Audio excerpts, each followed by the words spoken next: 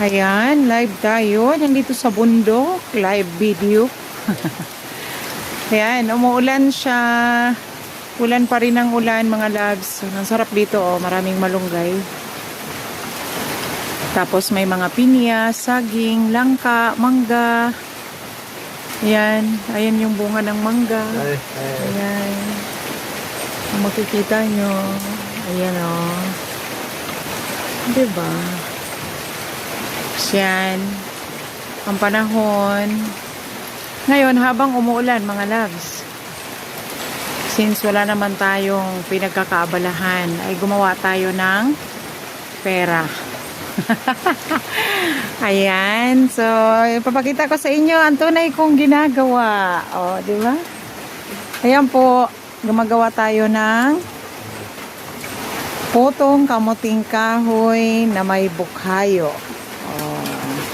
Mamaya, i-deliver natin yan sa mga gustong magmerienda ng ganyan. Kasi, masarap kumain pag umuulan.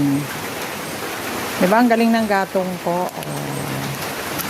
Panis, kahit umuulan. Diba? Ganyan. So, super natural po, no? Dito sa probinsya. And, masarap. Wala namang ganun kahangin. Tapos, wala ring baha. So, ganun dito. Ulan lang.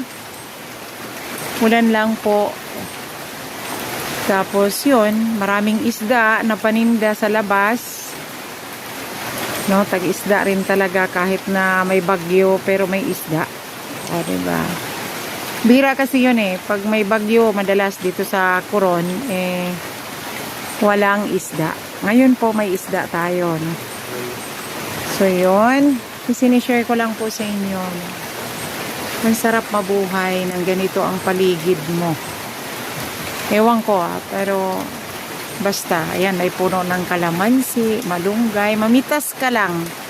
Yan, meron ding mga saluyot. Tapos doon may mga talbos ng kamote.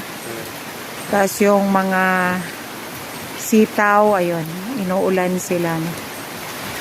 So, yun lang mga loves. Ingat-ingat po kayong mga nasa Manila sa tubig at saka yung mga tubig natin dyan. Supla lang, wag naman sanang may mga ground, no? Kasi yun ang nakakatakot. So, yun lang po. Thank you and God bless Philippines. Salamat po sa panonood.